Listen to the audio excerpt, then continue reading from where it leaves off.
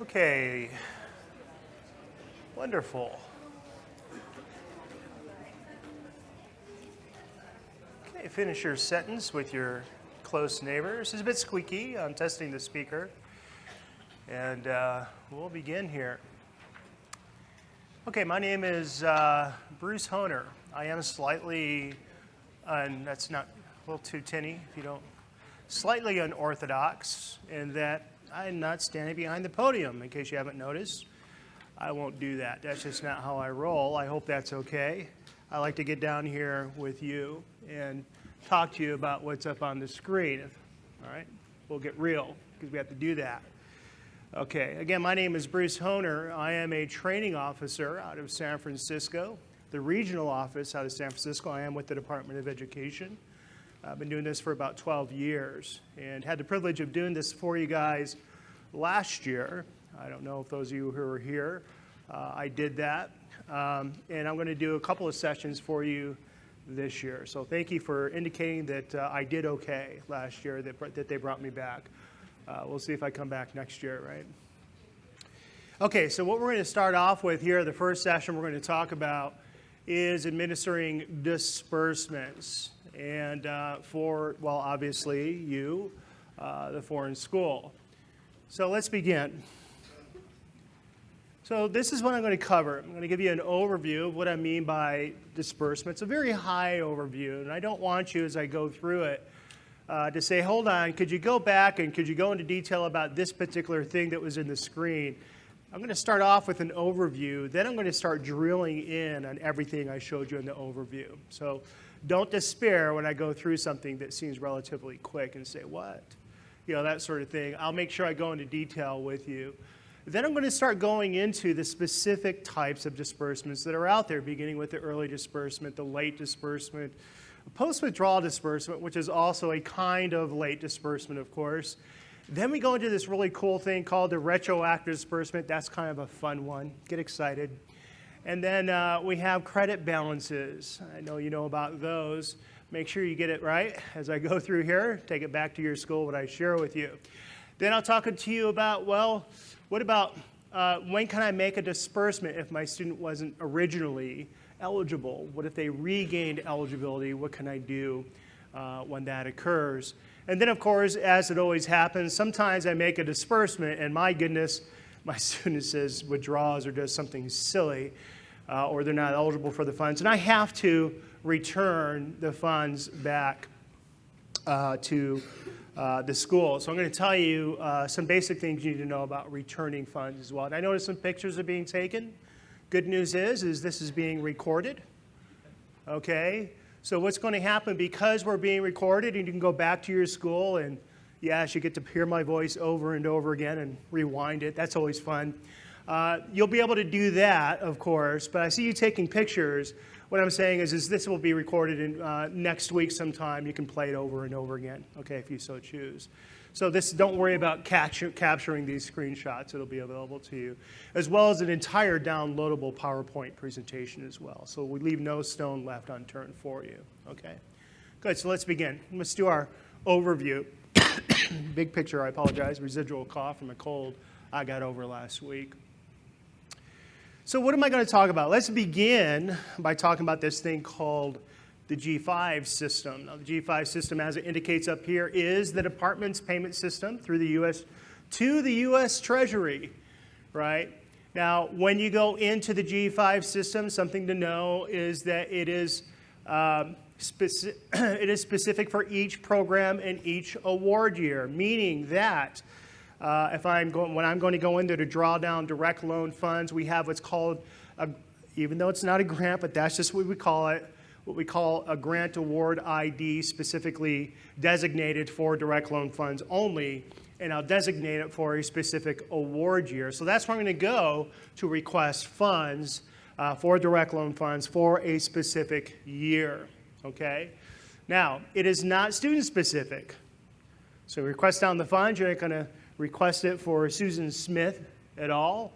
You're just going to have an aggregate of students at your school. And I might say, hold on, I have maybe 20 students, and I'm going to draw down maybe $50,000 total sum after I add up the amount of funds I need to disperse to those 20 different students, I have just basically drawing down $50,000 from the direct loan program from the G5 system. So it's not student specific, and I'll talk to you a little bit later on, because eventually it's going to have to become student specific. You have to, right, justify the drawdown of those funds, and you do that by reporting where those funds went to us a little bit later on. As a matter of fact, it's right here.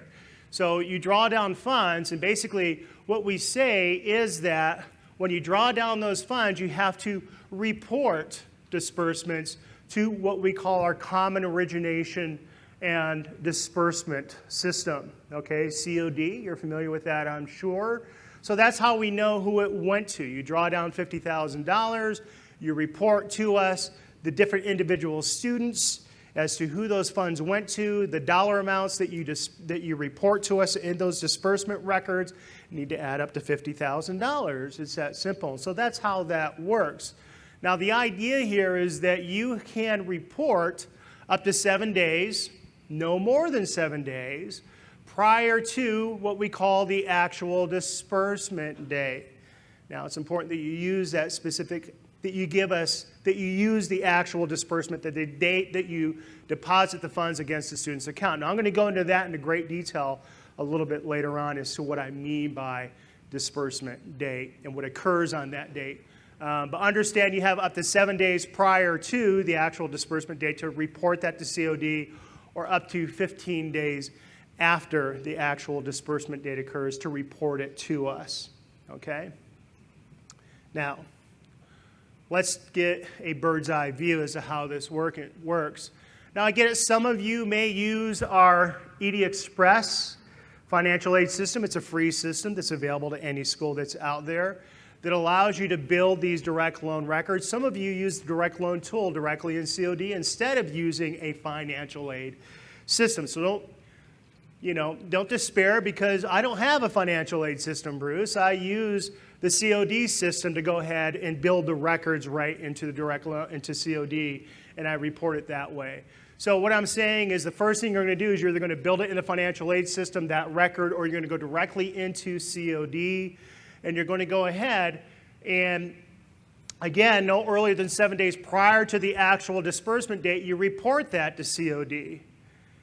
Now, direct loan funds are what we call funds first. That means that when you report that dollar amount, let's say it's just $5,000, we'll just say for 2 different students, okay? So I go ahead and I report a total sum of $5,000 over 2 different students. I report that to COD, either using my system or directly in COD. Once COD accepts that record, it'll then report that information to the G5 system, that place where you go to draw down funds. Now, not until you report those funds, right, to COD and it gets an accepted record and then it reports it to GO5, do those funds begin to populate for you to actually draw down. In other words, it's not going to be available for you to draw down, okay, until you do so, until you do that, until you report it to us.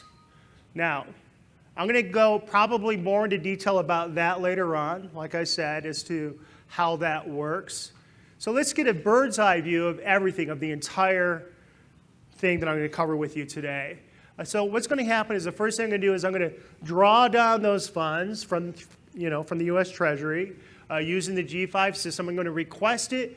It then gets deposited. Now, your account's not required to say federal funds account, but an equivalent thereof, that you have your own bank account, not necessarily a U.S. bank account, okay, that is designated to receive those funds. So it then hits your operating account, possibly at your school. Once it hits your operating account, you then have what's called 3 business days to disperse those funds. And I'm going to go over that and what I mean by 3 business days in just a little bit. But then, so it hits the account, I have 3 business days. Then what's going to happen is 3 business days to make any type of these disbursements. Hits my account, I have 3 business days to make an early disbursement, if that's why I drew down the funds in the first place. 3 days just to make a regular disbursement within the term. or 3 days to make a late disbursement. You get the idea. Any kind of these disbursements, this is the process you're going to do first. You're going to request it, hit your account. You have 3 days to disperse those funds against the student's account, okay, regardless of whatever type of disbursement it is. So once you apply it against the student's account, guess what? You get to take your share. We're going to talk about what I mean by that, your institutional cost, what money is owed to you first. That's mine. I'm going to get my money first. You know, like tuition and fees, for instance. I'm entitled to that as a school. That's why you're going to school here for. Okay, you take that first.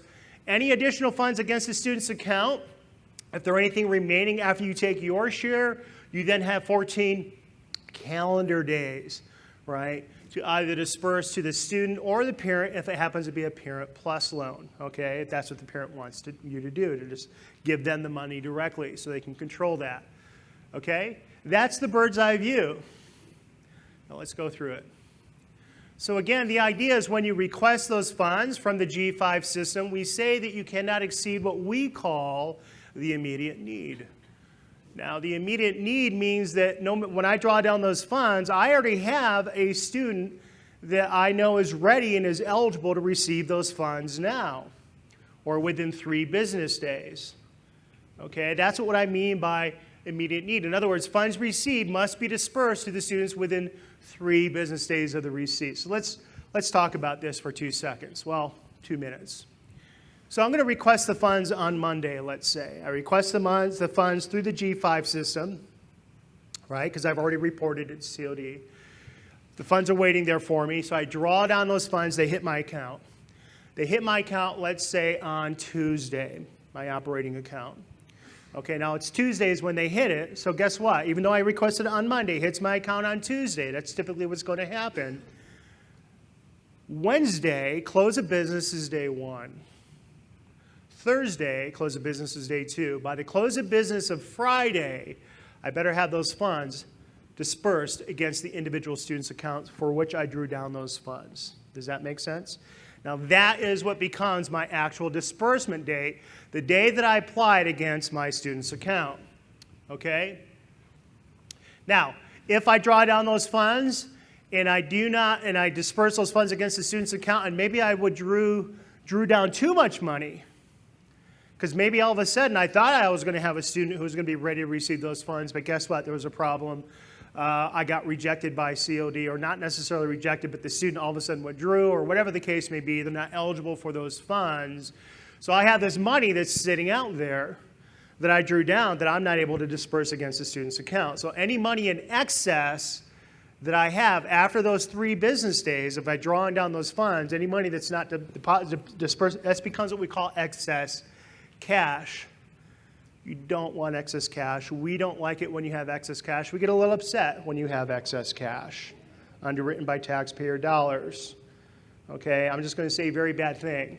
Okay, and we watch that very closely. So be aware of that. I'm not going to go into you about the fines and things like that or liabilities, but it's not something you want to occur. You want to avoid that at all costs. Okay. Now, understand this. What is a disbursement? Even though I've been talking about it, right? Not fair. All right, again, I hope you don't mind I read this. It's the date the school credits, so you heard me say it, credits the student's account at the school or pays a student or parent directly with, right, funds received from the department. So the idea is, remember, I requested those funds, right, by reporting it to COD. It was there, then I drew it down, applied it against the student's account. I waited until I had the money to draw down from the U.S. Treasury, didn't I? That's the first example. The second example is, well, hold on, Bruce. You probably have picked up on the ideas, well, I've only got 7 days prior to the actual disbursement. I got this tiny little window in which I report it to COD, and then I have to go in, draw it down, and then 3 days after that, apply it against the student's account on that. That's not cool. You kind of give me this small, narrow window. I got to have 2 offices communicating with each other, right, in order for me to be able to get that done. So guess how some schools get over this? What they say is, remember I said you can have up to 15 days after you report it. to COD. Well, how does that happen? How do we report it to COD after the fact, right, that I've already disbursed against the account? I thought I had to report it to COD before the money became available for me to draw down, correct? So how am I doing it after the fact? Well, I'm using my own money as a school. I can go ahead and say, hold on, I'm going to go ahead and maybe even a month, I'm not kidding, maybe even a month in advance, I'm going to go ahead and say, listen, I'm going to use my own school's money, right, to apply against the student's account. And when I do that, I then have, after that actual disbursement date, up to 15 days to report it to COD, and then I reimburse myself. Kind of cool, right? Then I get to reimburse myself. Now, don't play games with money. It's not real money, is it, Bruce? Well, yeah, it is. Because remember, we have rules. As soon as you apply funds, you're just reimbursing yourself, but we still consider it direct loan funds against the student's account. What happens, right? What did I say earlier? If I have enough funds that they're supposed to receive, and you can't deny that amount, that full dollar amount, that exceeds the institutional costs, I need to do it for the full amount for which the student is able to receive. I only got 14 days, don't I, to give them that credit balance. So don't try to play the game that it's not real money, because it is real money that they're entitled to receive 14 days after the actual disbursement date. Make sense? Good. So that's how that would work. Now notice how we're saying within regulatory time frames. Now I might do it within 30 days prior to, use my own money. But what we're saying is, as far as we're concerned, you're not allowed to disperse direct loan funds any earlier than 10 days prior to. It's your money, do with it what you want. But because you're reimbursing yourself with direct loan funds, do it 30 days in advance, but what you're going to report is no sooner than 10 days prior to the actual start date of class, such as an early disbursement or sometime within the term. So you have to make sure that you report it within that time frame, and then you have 15 days after that date. Joe, everything good? Okay, then you have basically 14 days after that actual disbursement date. Now, why does the actual disbursement date matter? It does matter, right? These are direct loan funds. So as soon as you report that actual disbursement date, right, to COD, that's the day the interest begins to accrue. Now, that's not cool if you go ahead and you say, I'm going to report this as an actual disbursement date, but really, it was a week later. The student's accruing an extra week's worth of interest. That's not nice to the student, is it? So it's important that we report, and we'll double check on this on our audits or your independent audits that occur, ensuring that you have the actual disbursement dates being reported to us. That's important to us, okay? Good. Now, because we're dealing with direct loans, we have this thing called a notification of disbursement, or you have to notify the student, pardon me, notify the student of a couple of things. Number one, certainly the amount of funds that are expected to be received from the direct loan program. Not each program for you, it's the direct loan program, right?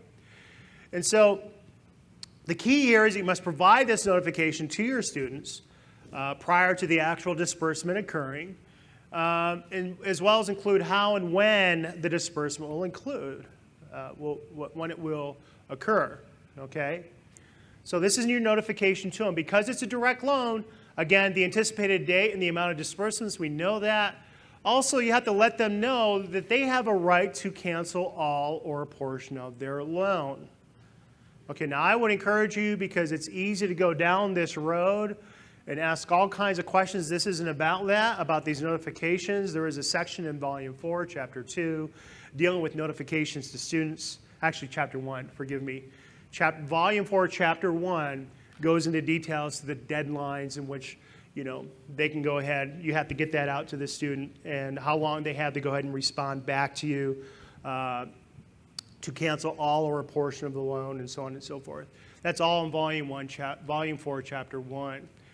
So you not only have to tell them they have a right to cancel all or a portion of the loan, but you can't just leave them hanging. Well, that's nice that I have a right, but why don't you tell me how to do it, right? So you got to give them specific detail as to procedure that they have to go through in order for them to be able to cancel all or a portion of the loan. Makes sense. So then we have these things. Now let's talk about notifications. Now there are some things where you have to get actual authorization from the student, right, before you're actually able to perform them. Big one here is that, right, I get that big chunk of money for this particular student. I take my institutional costs. Anything above my institutional costs, meaning anything above, let's say, tuition and fees is indicated here. Or if you go ahead and you've contracted room and board, you can take that up front that you're entitled to. But any other fees to which you do not apply to all other the same students in the program, right, you have to get their authorization for you to hold on to those funds to pay those fees as well. Okay? You have to get their authorization to do that. Otherwise, it goes to them, and they have at their own discretion to use those funds to pay those fees outside of what we consider allowable costs. Okay, like what do I mean by outside? Library fees, parking fees, things that isn't necessarily applied to every single student, but the student owes you. You have to get their authorization to use Title IV funds or direct loan funds to pay for that, okay? Or what we say, holding on to that credit balance. Remember, that credit balance is that lump sum of money that is left over after you pay your own costs. Well, hold on, it's the beginning of, let's say, the fall term, and they're going to be in the loan period, or the loan period covers the fall and spring. For you to be able to hold on to that credit balance, for instance, beyond that fall term, you have to get authorization to do that. And I'll go into that in much greater detail when I get into credit balances, okay, as to how that works. All right, very good. Now, this is a big one. This is not only big, it's really big with domestic schools. A lot of schools get in trouble here for this. It's easy for you to miss this, because here we're saying, well, hold on, determine eligibility before the disbursement. Now, what do I mean by that? Now, you may have determined eligibility originally with a student and said, well, Bruce, I already know that my student was eligible because I checked it out maybe a month ago. Well, at the time of disbursement, we want to make sure the student is still eligible to receive those funds, because a lot of things could happen. For one, you forgot that the student was no longer enrolled at your school. They withdrew before the term even began. Well, that's a big deal. That means they're not eligible anymore. Little silly things like that, well, that we think are important, okay? Or perhaps there was a new ISER, that record that we push out to you, that was pushed out saying the student's not eligible, hold on. We discovered that they had defaulted on a student loan, and so therefore the student shouldn't be getting any more direct loans until they resolve this. So the key here is that you, at the time of disbursement, before you make it, this is critical, okay, that you ensure that they're still eligible to receive that disbursement. ISER determination, what if there's some citizenship issues, there's some drug-related issue, any kind of C code or reject code that we send out to you, that has to be resolved, okay, before you can disperse to a student. So making sure you do that. As well, are they making satisfactory academic progress? Are they enrolled in an eligible program as a regular student? Those sort of things are things you have to check up against, right, before you make that disbursement. Now, this becomes critical, and I was asked by the School Participation Division for the foreign schools, because I'm not saying you, I know everybody here is awesome, all right? But they're saying there might be some of you that miss out on this, and as a result, you give students money without double checking to see if they're still eligible. So it's important to us that you double check this part, okay? Good. Same thing, third-party servicer, they better have a process in place to ensure the same thing. Just because it's not you and you've hired a third-party servicer doesn't mean that you're not held to account. You are indeed held to account. Sorry, my throat's getting parched.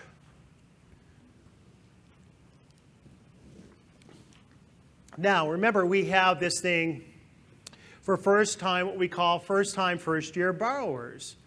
We always make those students wait at least 30 days after the payment period start date before they can actually receive that disbursement. Now, if they're not a first-year, first-time borrower, right, then you can go ahead and disburse it when you normally schedule it. Now, what does that mean?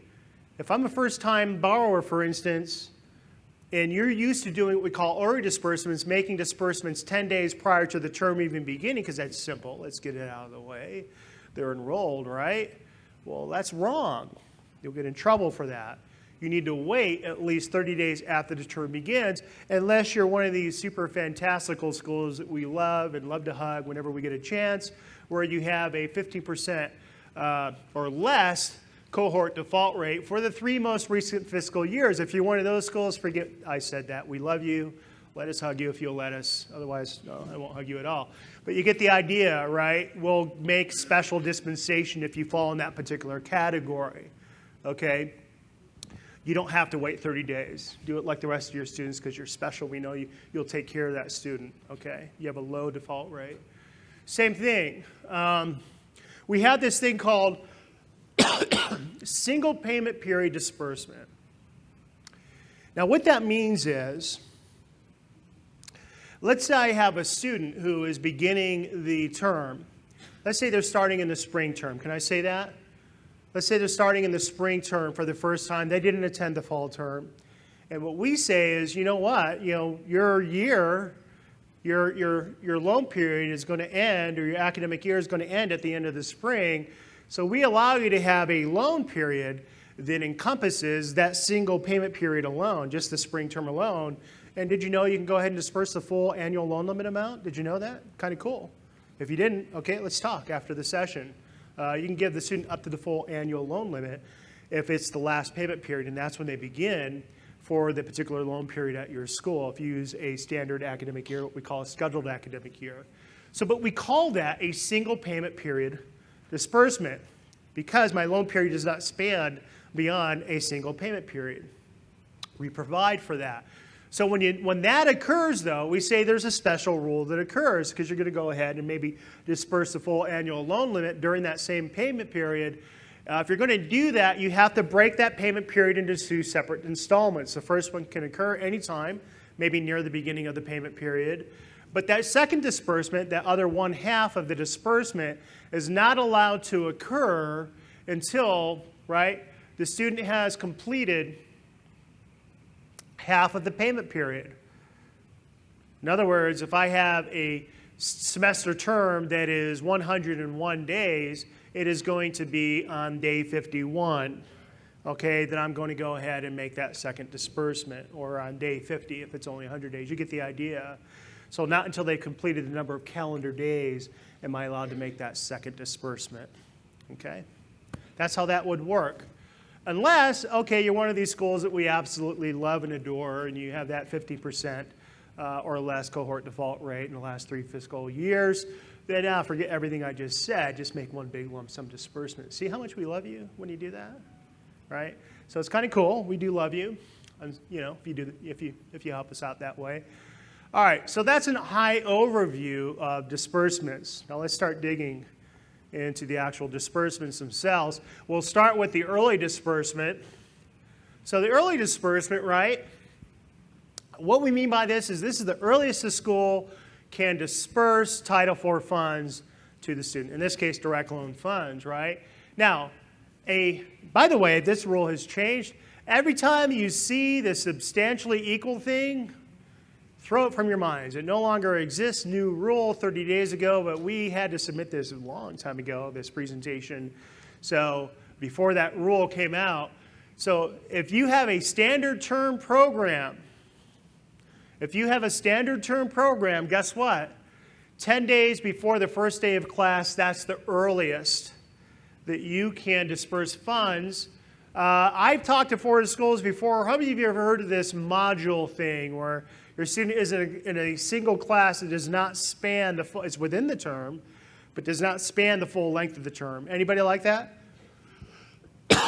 Yeah, that's only the crazy American schools that do silly things like that.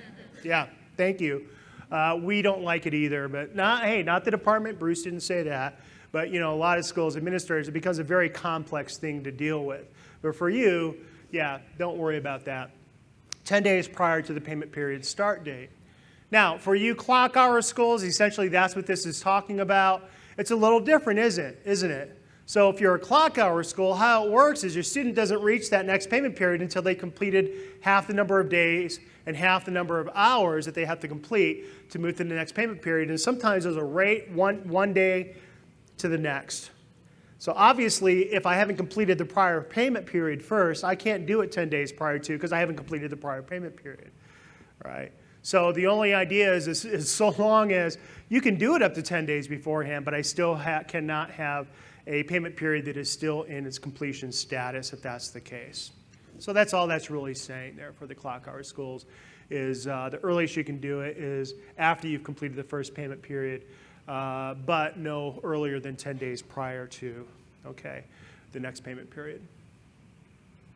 Now what happens, right? We get these students, our American students, who enroll at your school and they're ready to begin attendance. You're all excited. You've got that money that has been dispersed through an early disbursement. Yay, I've got it. Go to class.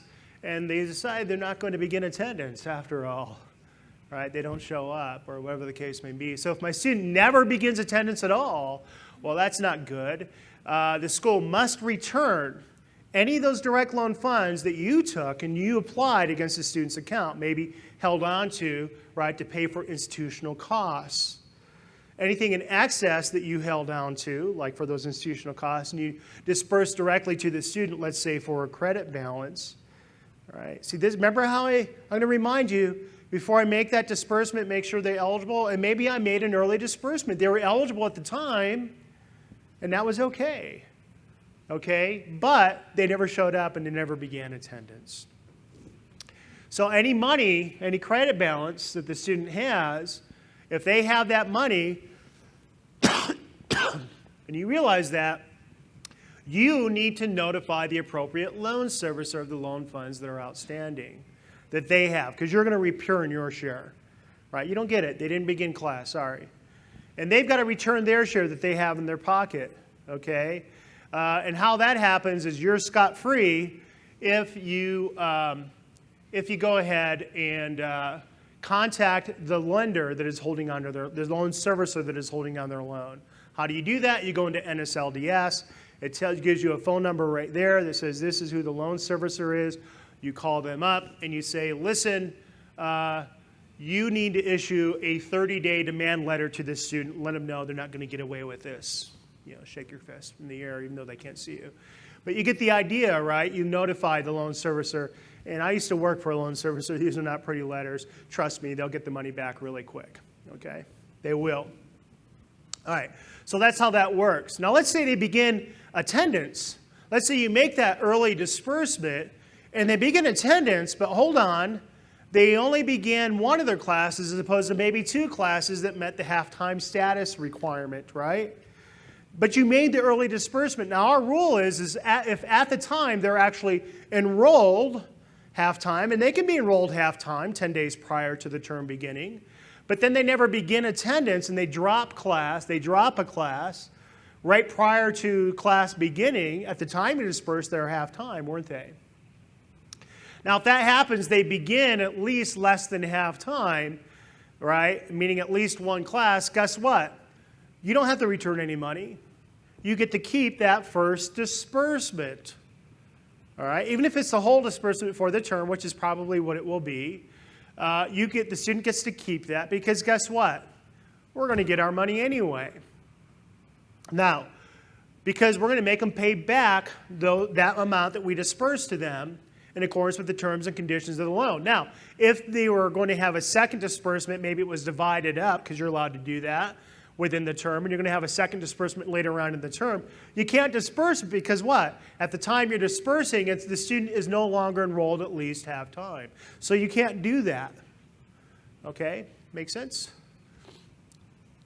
All right. That's all that's saying there. That's early disbursements. All right. Let's talk about late disbursements. Now, late disbursements, different from early, right? Late disbursements, basically, this is what it means. And I know it sounds a bit confusing, but let me explain it to you after I read it to you, because I think it helps if I do that. Basically, I have an otherwise eligible student. They're going along, right? and they become ineligible to receive FSA funds. Now, how students who are receiving direct loans become ineligible is they're only eligible usually, typically, as long as they're in attendance for at least half time. Okay? So at some point in time, they become ineligible. Maybe they drop below to less than half time. And before you actually are able to make the disbursement to the student. Okay? So they're going along, and that's how it works. So we say if that occurs, if we have a student that meets that condition where they're going along and they're half time, but somewhere along the way before you make the disbursement, they drop to less than half time, what do I do now? Well, we say if they meet certain conditions, right, they may be considered for disbursement after the date that they became ineligible. In other words, they're going to be eligible for what we call a late disbursement if they meet certain criteria that I'm going to talk about in just a little bit. In other words, you may be able to give them money if even at the time you're ready to make the disbursement, you say, well, hold on, they were enrolled half-time, and somewhere along the way before I was able to make this disbursement, maybe within the term, they dropped to less than half-time. Now, they can be eligible for a late disbursement if they meet this condition. The first one is, the first condition is, you had to have had a processed ISER with what we call an official EFC before the student became ineligible. In other words, before they dropped to, let's say, less than half time, they had to have had a processed ISER with what we call, we're very careful with the wording we use, an official EFC. What is an official EFC as opposed to a valid EFC, for instance? Official EFC just means that the central processing system, they submitted their record, and it just calculated an EFC. It doesn't have to be correct. It just means it's an official EFC that's been calculated and it's showing up on their ISER.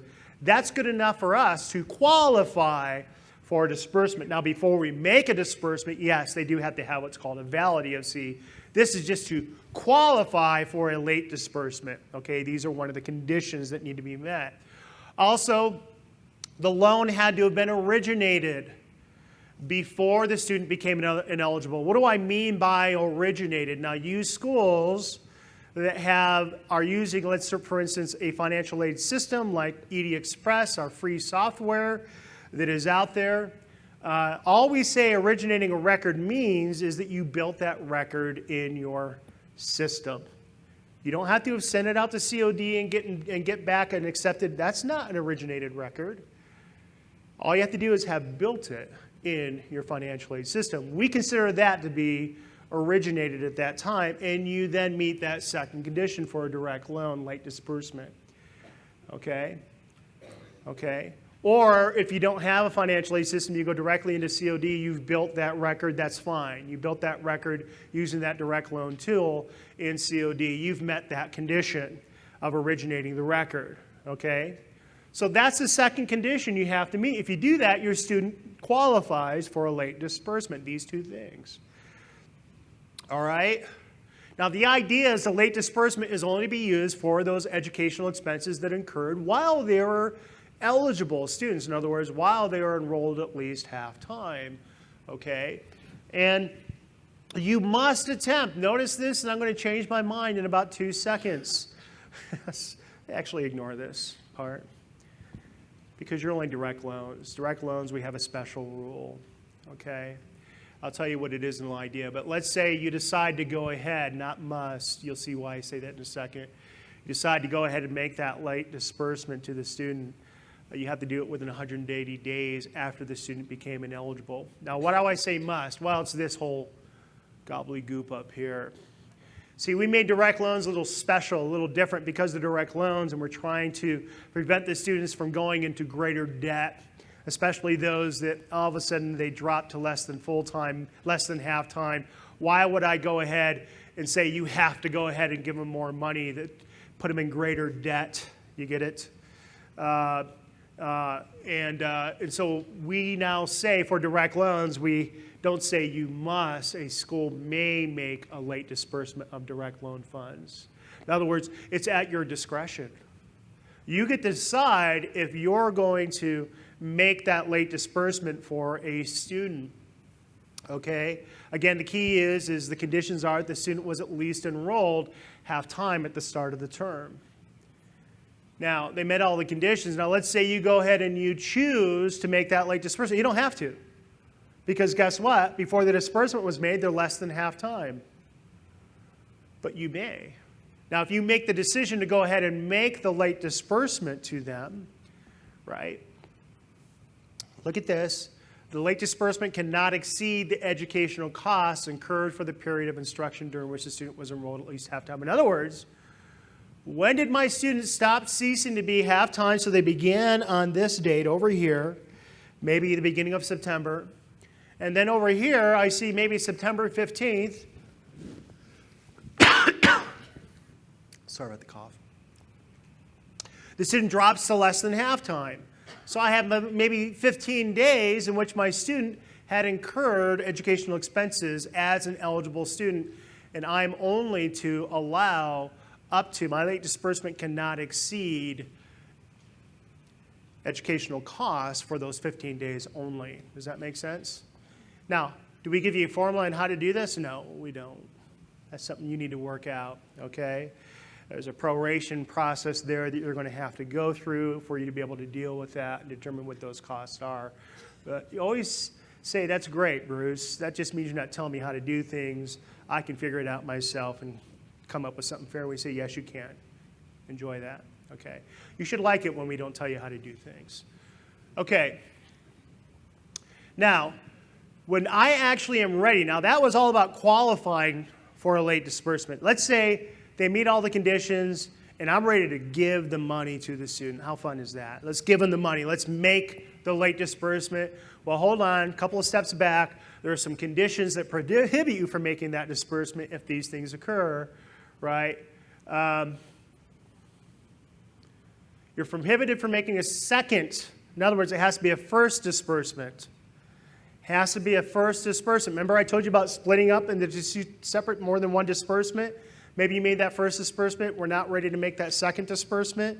Well, if it's a second or subsequent disbursement within the term, you're not allowed to give them the money. That's just our rule. Okay? That 30-year, that first-year borrower, first-time borrower, if the 30 days haven't passed before them becoming ineligible, you can't do that unless you meet that default rate requirement. Oh, go ahead and give them the money after all because we love you. Okay? You get the idea? Also, if you do not have a valid ISR, now you're ready to give them the money. They qualify for the late disbursement. This is where the rubber hits the road. Let's give them the money. Well, hold on. Do they actually have an accurate ISR? In other words, do they have an accurate ISR? Maybe they had a C code, or maybe they had something going on where we know that we had to make an adjustment to the ISR, or we had some conflicting information that we needed to resolve against the student. And so once we resolve that, and we have what's called a valid ISR, knowing we know it's accurate, then we can go ahead and make that disbursement to the student, okay? Again, can't make it later than 180 days after they became ineligible. So that's when the money is actually given to the student. These are conditions in which you cannot give it to them, all right? Good. Fun? This is exciting, I know. All right, so post-withdrawal disbursement, that's another cup of late disbursement, okay? In other words, post-withdrawal disbursement is a late disbursement, only conditions are a little bit different. A post-withdrawal disbursement, just think late disbursement, only instead of becoming ineligible as a result of dropping to less than half-time, they've just withdrawn from school. They've withdrawn completely before completing the term and before, right, being actually having made the disbursement. So that's what a post-withdrawal, and they have slightly different rules from a late disbursement. So I just wanted to differentiate between the two, right? And the idea is here is maybe I've dispersed some of the direct loan, but I decided to be clever and make it into two separate disbursements within the term. So basically, when the student aid earned for the student, remember R2T, how do I earn aid? Let's take a couple steps back. I, as a student, earn aid through attendance in school. Did you know that? That's how you earn your Title IV aid. So let's say I have a student who is attending a 10-week term. I'm just going to make it simple. and they only attend 2 weeks of those 10 weeks, and then they withdraw after 2 weeks. So does it not make sense that if they've only attended 2 weeks out of the 10, they've only earned 20% of their Title IV aid? Right? So they've earned 20% of it. So the idea is if my student aid earned, because I've attended 2 weeks, is greater than the amount that I've dispersed, maybe I didn't disperse any money, right? And the student has earned maybe $200 out of $1,000 that were supposed to be dispersed. Guess what? I have what's called a post-withdrawal disbursement, right? They've earned money more. They've earned more than what has already been dispersed, okay? That's what a post-withdrawal disbursement is. And basically, it's step 4 of your R2T4 calculation. It helps you determine whether or not they've met that condition, all right? Now, basically, when you have a post-withdrawal disbursement, you go through your R2T4 calculation, and you come to the conclusion when you get to that step 4, oh no, I have a post-withdrawal disbursement. I need to notify the student within 30 days of the date that I determined the student had withdrawn. Not the withdrawal date, but the date that I determined the student had withdrawn. Now, by the way, I'm going to be covering R2T4 with you next session. If you don't get this, you'll get it by the end of the next session. Okay, I spent too much time. Now, plenty of time on it. Okay, next session. Okay, but you get the idea with that. You must receive confirmation from the student or parent borrower prior to disbursement. In other words, I have to get their permission now. I don't get to make the money, give them the money. I have to get their permission because I'm putting them further in debt, and now they're not enrolled, okay? And if I receive confirmation after the deadline, in other words, you're going to send out a notification. You're going to say, I need you to give me confirmation within, let's say, 30 days. If I don't get confirmation within 30 days after sending out the notification, guess what? You get to make the determination as to whether or not you're going to make that disbursement. And if you say no, that's perfectly fine. They didn't meet your deadline. They weren't paying attention. But if you're going to say no, you need to let them know in writing that you're not going to give them the money. Okay? That's what's going on. All right.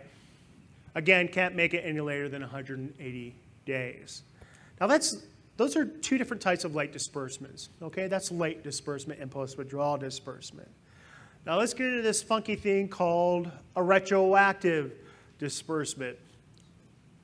Now, a retroactive disbursement, let me drink, hold on. A little bit different. I've underlined certain words for you for retroactive, okay? Now let's read this because this is critically important to understand as to what it is.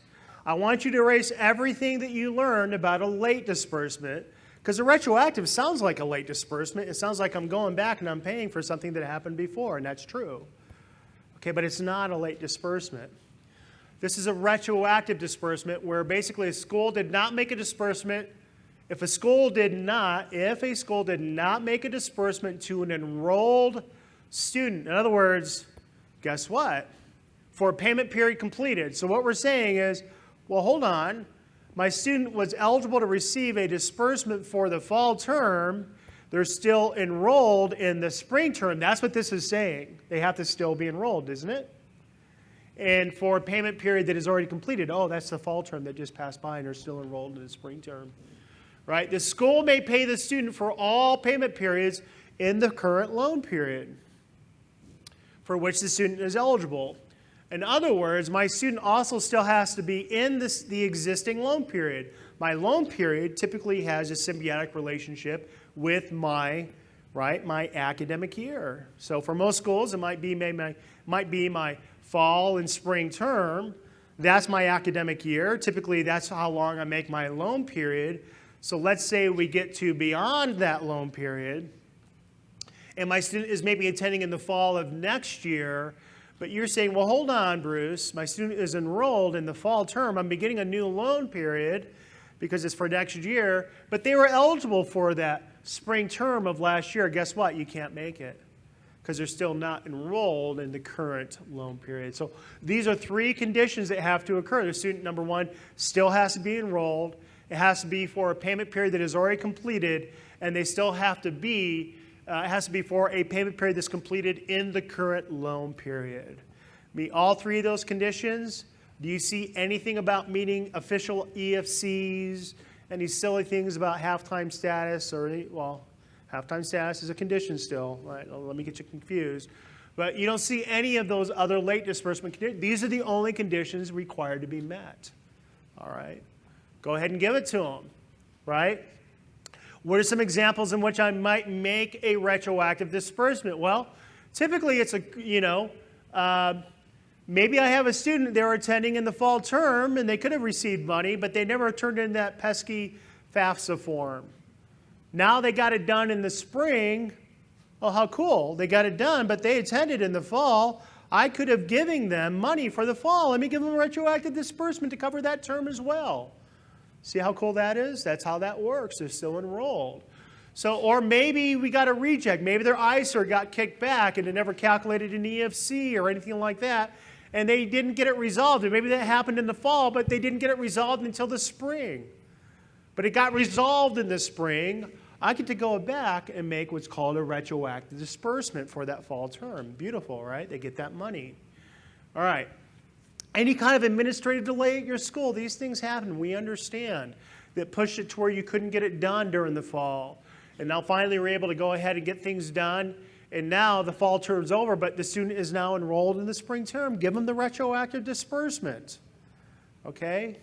So that's what that is all about, or conflicting information.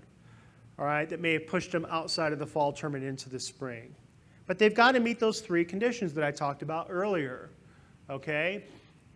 Now, the only difference here is, guess what? Once I have a fall term that is completed, my student had to have completed at least enough credit hours for half-time status for that term that has been completed. In other words, if they began and they're going through the term and they dropped a lot of classes while they're going along because it was no fun anymore, and maybe they only completed 3 credit hours because they dropped all the other classes, they don't get that retroactive disbursement because they didn't complete at least enough credit hours to be considered half-time. So that's a condition now. But guess what? If they didn't complete 6 credit hours or maybe at least half-time status just because they were a bad student, we don't care. You could be a bad student and still get Title IV-A. Do we care? No, that's how we catch them on satisfactory academic progress. Okay? But if they're just getting Fs, well, that's not bad. Well, it is, okay? But poor students, academic students, are allowed to get money too to pay for, educational expenses. Okay? So even though they may have only earned 3 credit hours, but they're what we call earned Fs, meaning that they didn't drop the classes, they attended, they just didn't do very well in class. That maybe extra class that brought them up to half-time, they're able to get that retroactive disbursement. That's all that is saying, okay? Good. All right, let's talk about Title IV credit balances and what that is.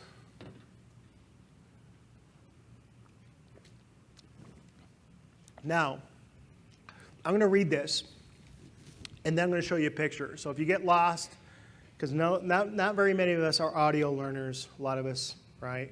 Let's see pictures. I'll understand it better, and I'll give you pictures afterwards. But basically, a Title IV credit balance occurs whenever the amount of the Title IV funds, right, credited to a student's account for a payment period exceeds the amount assessed the student for allowable charges associated with that payment period. That's a credit balance, whatever. Let's take a look at what it looks like in pictures, okay? What we're saying here is this, is I want you to notice here that I have, right, those institutional charges here in the amount of $3,000. And over here, I've received, look at this, a subloan, an unsubloan, and I received a scholarship in the amount of $6,500. Now, I take $6,500 and I minus $3,000. Doesn't that equal $3,500? Good math would suggest that's the case.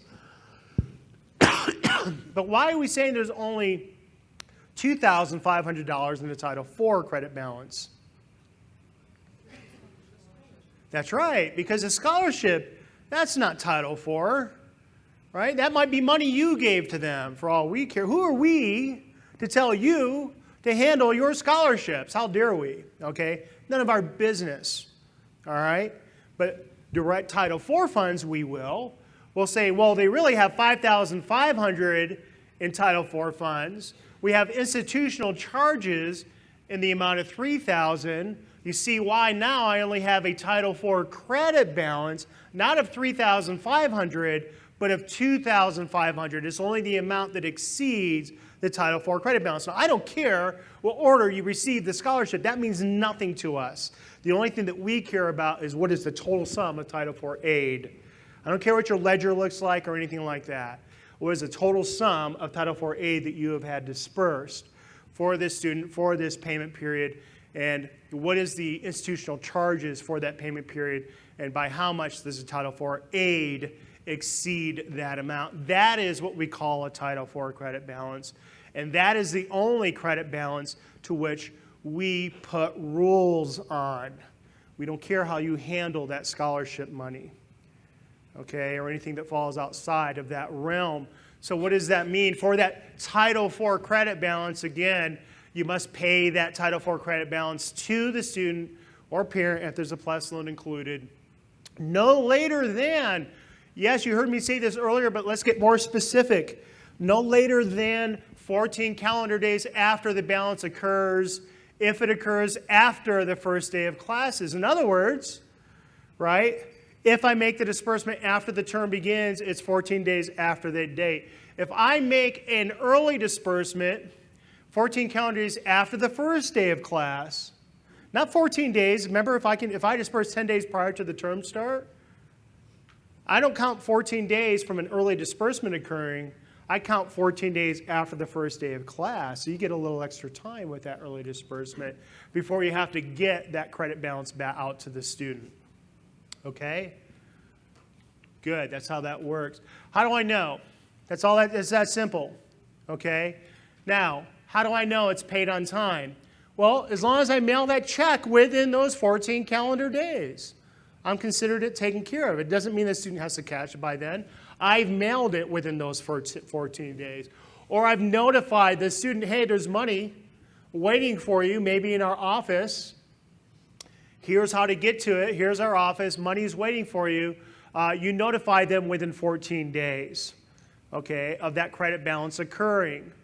And it just has to be there waiting for them. They might not show up until maybe a week later or a week after the 14 days. Now notice here I said, so we have 14 days after the credit balance occurs. At the time you disperse the funds, 14 calendar days to when you have to send out that notification maybe. When you send out the notification, you have 21 days, not 21 days from the time that the credit balance occurs, 21 days from the time you send out the notification, right? You can hold on to those funds, okay? If the student doesn't pick up within 21 days, guess what? You must immediately mail or do an electronic fund transfer or return to the department. Now, a lot of schools, they just say, you know what, they didn't come and pick up the check. We're going to go ahead and just mail it to them. And then there are other rules, go again into volume 4, I believe it's chapter 2. Yeah, chapter 2, where we'll talk about how long you have before they have to cash that check, which is 270 days. They get a long period of time, okay?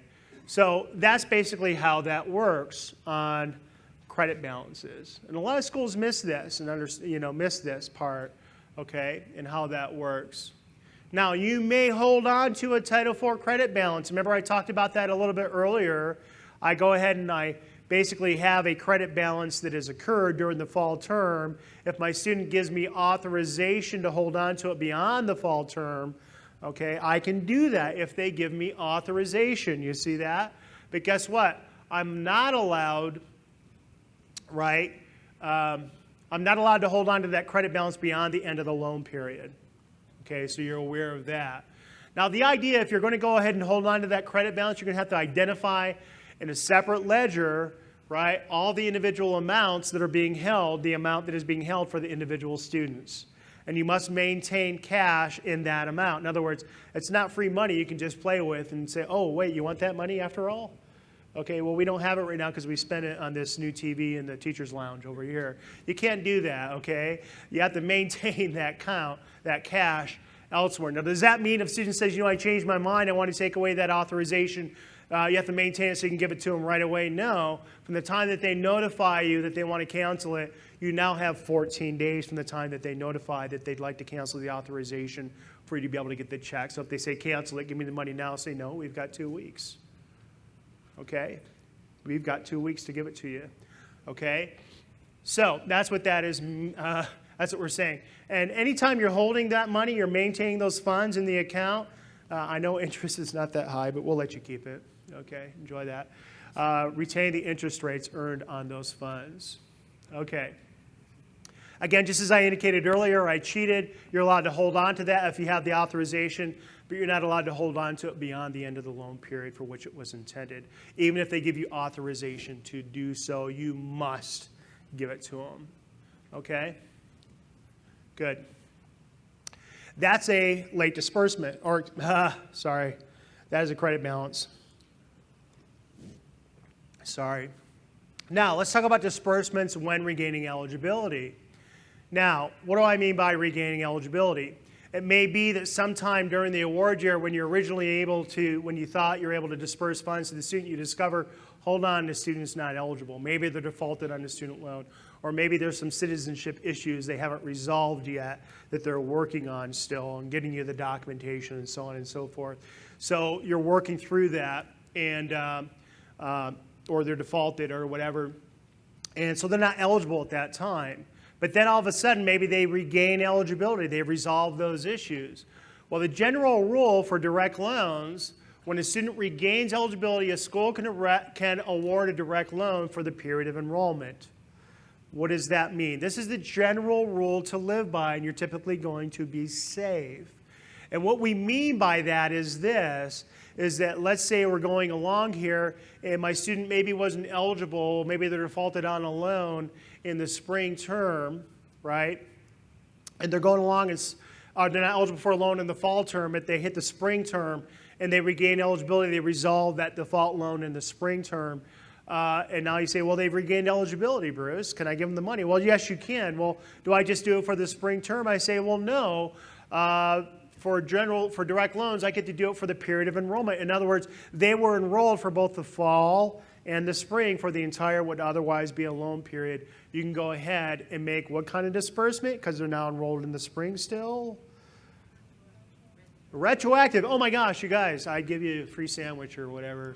If something tells me you already ate one, which is why you're in a food stupor right now. Yeah, so you get the idea. Retroactive disbursement, you've been paying attention. Beautiful. That's beautiful that you remembered that's the kind of disbursement. So that's what you're going to go ahead and give them. So let's look at different situations. A default or an overpayment, right? If they regain eligibility, just what we said, eligible for the entire period of enrollment during which the default or overpayment was resolved, okay? Still the same thing. If I have a drug conviction, they weren't eligible during the spring, maybe they became eligible in the fall, or they weren't eligible in the fall, sorry, they became eligible in the spring, I get to go ahead and make a retroactive disbursement as well for the fall term, okay, if they were regaining eligibility in the spring, so long as they were enrolled in the fall term. Remember the conditions of a retroactive, right? And direct loan still had to have completed at least half time. So putting all of that together now. Satisfactory academic progress, well, hold on just a second. This is where that general rule doesn't apply. They don't deserve it, for goodness sake. They don't deserve it because they were not making satisfactory academic progress during the fall. I don't mean to be so harsh, but they don't get money for that term. Yeah, that's right. You're saying that's right, Bruce. They need to meet those standards academically. So they don't get to do that. It's starting with the payment period to which they became eligible to receive those funds, okay? For satisfactory academic progress. Citizenship status, selective service, valid social security number, same thing. I get to go ahead and make a retroactive disbursement, okay, provided they meet those conditions of the retroactive. Okay, I just wanted to make sure you understood that. There was that one satisfactory academic progress that the general rule doesn't apply to. So be aware of that. That's important to know. All right, so let's talk about returning funds. Returning funds. Basically, when funds are considered to have been returned. Now, it's going to come across that You disperse funds to a student, they're not eligible for all of it, so I might have to return some of it back, right? This is a very high overview, but just to give you an idea as to when we consider you to have returned those funds that you have to give back to us, right? So, basically, when you have deposited or transferred into the original depository account for disbursement toward another eligible student. In other words, remember when I said you drew down that money, it hit your account, your depository account, right? And I said you have 3 business days, didn't I? To apply those funds against the student's account. That depository account to where you drew down the funds and had the funds deposited into, you could say, I have to return some money. Let me just go ahead and put it into that depository account. Now, why am I doing that? Well, that gives me 3 days. Once I put it into the depository account, I can go ahead and say, is there another student out there who can use this money and disperse it to the student, and disperse it to the student, and then I report it to COD, right, that I gave it to this student over here. Does that make sense?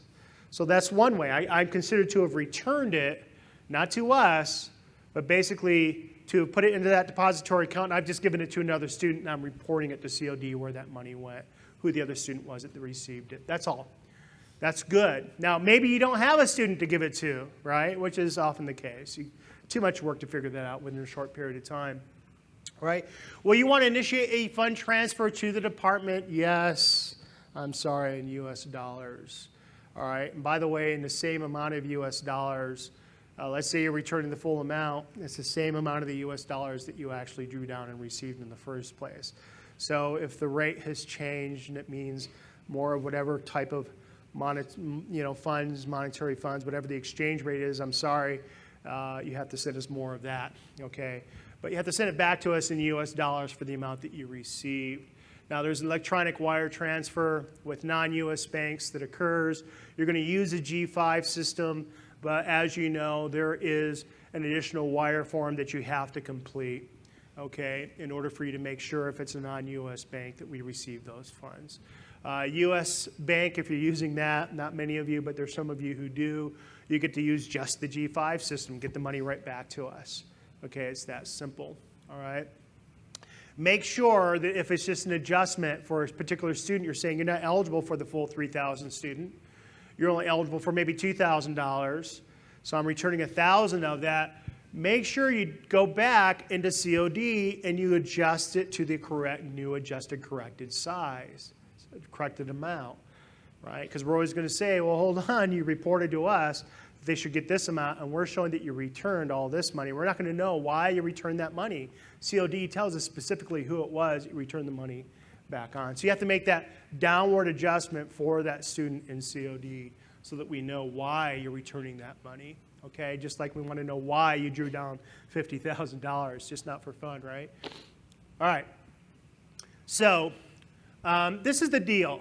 If you receive a borrower's request to return funds, sometimes students say, you know what, I want you to return, I don't want the full amount because I have to pay this back and I'm trying to reduce my costs or when I get out of school, my debt. And so they say, I want to go ahead and return a portion of this, maybe 1/2. And you could take that money and then put it into your account or return it back to the G5 system. Unless you're a non-U.S. bank, you go through the same wire process as before. But basically, you can use the G5 system to return the money if it's less than 120 days from the time you dispersed it. Now, if it's more than 120 days, guess what? You turn around and you tell the student, no, you need to make, that's basically a payment. Because interest and fees start to, we will not knock off interest and fees that occurred on that loan after the 120-day mark from the disbursement. So it then becomes a payment by the student. So they have to go ahead and mail that check to the lender, and they still assess the fees for that amount. Okay, that's all that's saying there. Now you can do that for them, but why? Just go ahead and tell them to mail the check to whoever the holder of the loan is. Okay, and you can find out who that is on NSLDS. Otherwise, if you have to return funds due to regulatory or statutory requirement, we don't. In other words, if there was a problem that maybe some rules and regulations were broken, not knowingly, let's say, we don't care if it passed the 120-day rule. You still want to go ahead and return it through the G5 system. Okay? Good. All right, so just some resources, just so you know I didn't make all this up, because that could be entertaining if I did. Some resources that are out there I'm providing for you when it talks about the different types of, the different types of things I talked about here, requesting funds, dispersing funds, all the different volumes you can find them in. I'm even giving you here the regulations as it pertains to certain things that I've talked about, okay? And telling us how to implement the laws as it pertains to direct loans. Otherwise, if you have any follow-up questions, although you're going to be allowed to ask questions, although I think we only have a few more minutes left. But you're welcome to go up and ask any questions that you may have of anything I've addressed here before, and I'll answer it for you. Otherwise, you're always welcome to go to askafed at ed.gov. It's our new centralized email address where any kind of Title IV question that you have about direct loans can be addressed to that email address. And we're very good about responding to you within 24 to 48 hours max in writing, okay? Otherwise, any operational questions, go to COD about COD and how that works. Go to those folks and ask them that questions. Otherwise, yeah, you're a foreign school. That's why we have people like my good friend here that will be there to answer your questions. Yeah, you can take that picture. Don't forget, all this is downloadable. It's going to be available for you next week on our site, okay? This is actually probably a better place if you want to go to them, or you can use Ask a Fed. We're still good for foreign schools questions. Sometimes we'll go to the foreign schools team ourselves if it's something that we think is highly unusual that only pertains to foreign schools. Okay, now we get to our questions and answers. Larry and Byron are going to run up and down. Okay. Raise your hand if you have any questions. I have one up here. Oh, I have one back there. Go, whatever. Byron's going to walk to him. Yeah, raise your hand high so we can see if you have a question. I think, yeah. But let's get this question first. Hi. Does the department have a view on how the Title IV funds are reported on a student's account, on the ledger?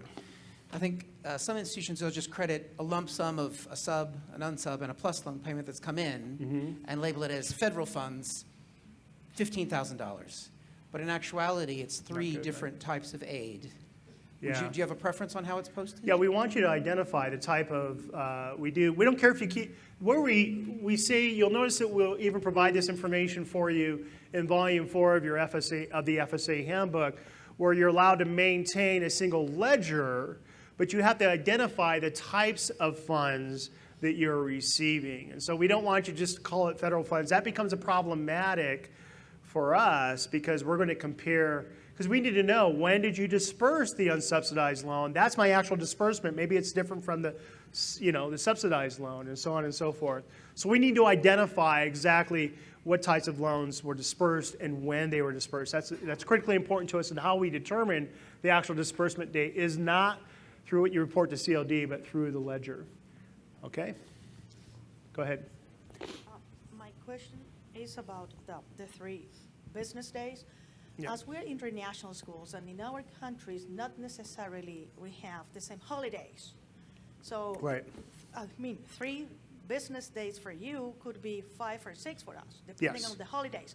Yes. Which ones do we have to take into account? The U.S. ones, the U.S. 3 business days, or ours? No, you're fine. If you have a holiday to which you are not operating at your school, clearly it doesn't make sense that we would hold you accountable to Thanksgiving Day over here, that sort of thing, federal holidays. But yeah, so obviously business days, if you have a holiday, if it clearly We isn't. count hours. Yeah, within yours, absolutely. Yeah. Okay. Yeah, we want you to look at your holidays because that's going to tell us when you are operating and when you are not operating as an institution. Okay, the second question is about the bank account and the bank transfer.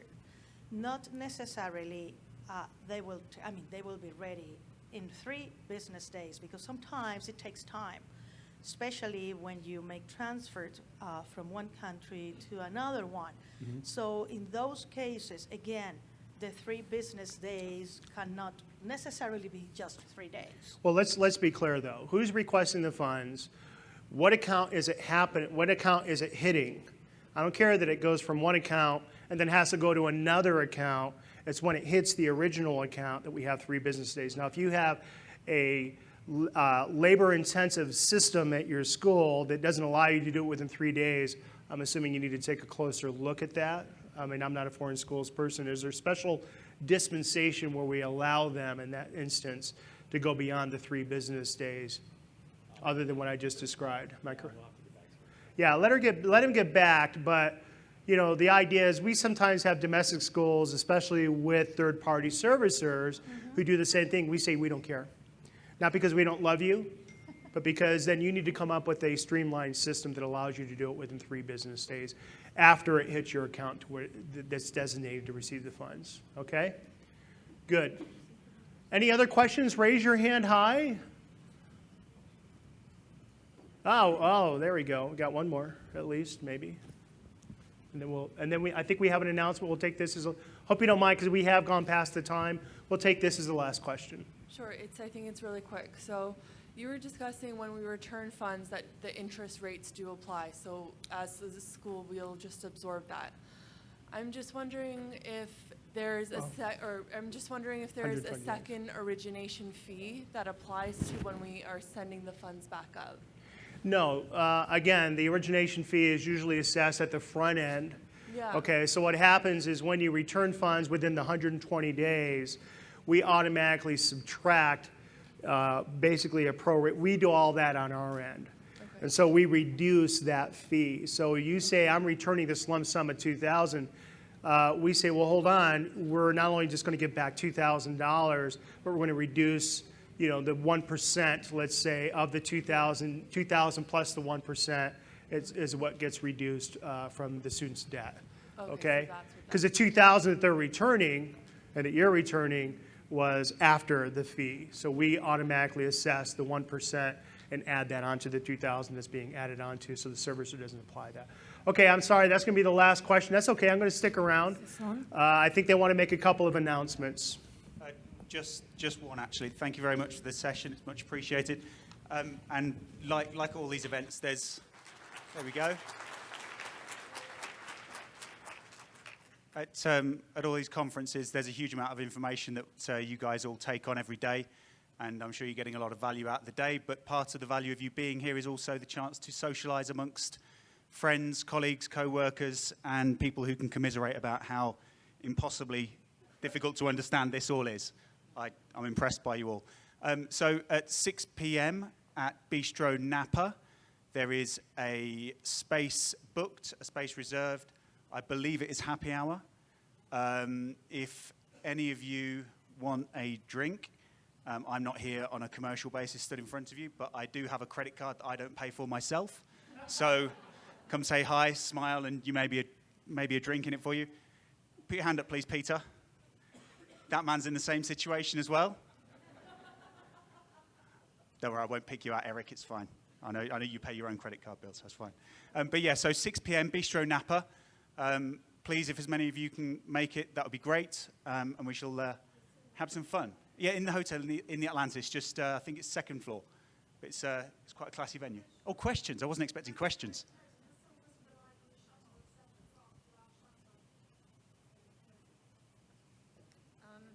Unfortunately, there's not much we can do about that other than to get together and share a taxi or an Uber back to where you're staying. I know it's not ideal.